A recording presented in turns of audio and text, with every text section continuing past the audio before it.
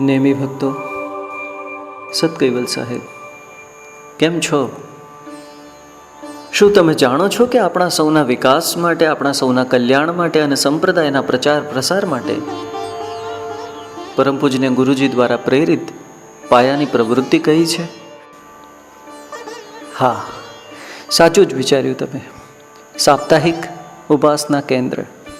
ગુરુજી કહે છે કે આ એક એવી પ્રવૃત્તિ છે જેનાથી આ પ્રવૃત્તિ ચલાવનાર તથા લાભાન્વિત થનાર દરેક અનુયાયીનો વિકાસ થશે, ઘડતર થશે.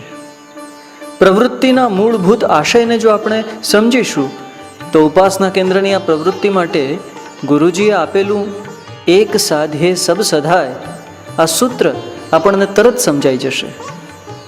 શું હેતુ છે આ પ્રવૃત્તિનો? પહેલો હેતુ તો છે અનુયાયીઓના સાપ્તાહિક એકત્રીકરણનો.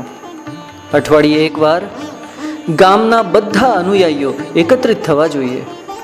અઠવાડિયે એકવાર એક જ સ્થળે સહુ એકત્રિત થાય અને આ પ્રકારે એક પરમ ગુરુ મહાપરિવાર તરીકેની પોતાની ભાવનાને વધુ ને વધુ દ્રઢ બનાવતા જાય. બીજો હેતુ છે દિવ્ય પરમ ગુરુની ઉપાસનાનો. એકત્રિત થવા માટે પરમ ગુરુની ઉપાસનાથી વધારે સારું બીજું કયું નિમિત્ત હોઈ શકે?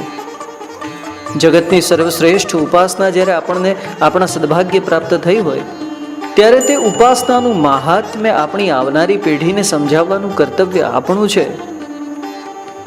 ગુરુજી કહે છે આ સાપ્તાહિક ઉપાસના કેન્દ્રનો ત્રીજો હેતુ નેમી પ્રચારકોના ઘડતરનો છે.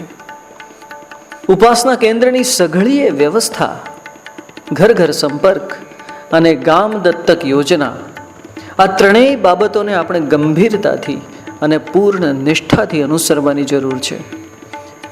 ઉપાસના કેન્દ્રની વ્યવસ્થા ઉત્તમમાં ઉત્તમ કરવી જોઈએ. ઘર ઘર સંપર્ક દર અઠવાડિયે કરવો જ જોઈએ અને દર વર્ષે એક નવું ગામ દત્તક લઈને ત્યાં આદર્શ ઉપાસના કેન્દ્ર ઊભું કરવું જોઈએ.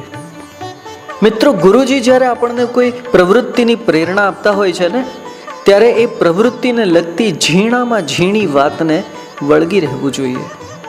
નિર્ધારિત લક્ષ્ય સુધી તો આપણે ત્યારે જ પહોંચીશું જ્યારે આપણે આપણા ગુરુજીએ બતાવેલા રસ્તે ચાલીશું.